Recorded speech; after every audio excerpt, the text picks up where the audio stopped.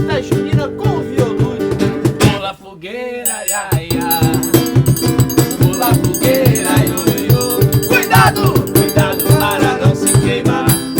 Olha que a fogueira já queimou o meu amor. Precisaremos de papéis celofanes, rolo de papéis, tinta marrom e pincéis. Primeiro, pinte os rolinhos de marrom. Tudo bem, não foi tão fácil assim, foi desse jeito aqui, ó.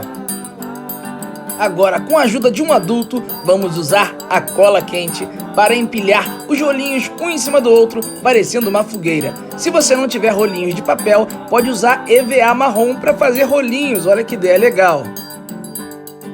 Enquanto isso, a equipe se empolgou e começou a fazer versões de fogueiras menores para se pular com o dedo. Depois de pronto, a gente começa a usar o papel celofane para imitar a chama da fogueira, sabe? O fogo que sai da madeira. Olha como é que fica bem parecido.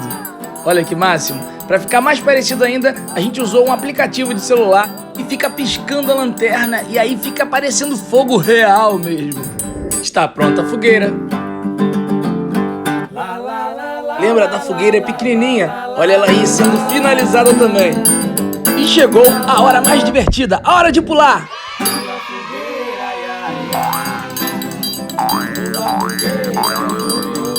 Cuidado, cuidado para não se queimar.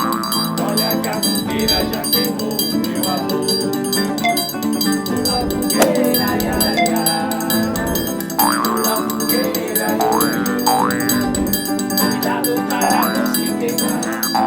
Olha que a fogueira já queimou meu amor. Pula fogueira, ia, ia. Pula fogueira, ia. Cuidado para não se queimar. Olha que a fogueira já queimou meu amor. Pula fogueira, ia, ia. Pula fogueira, cuidado para não se queimar.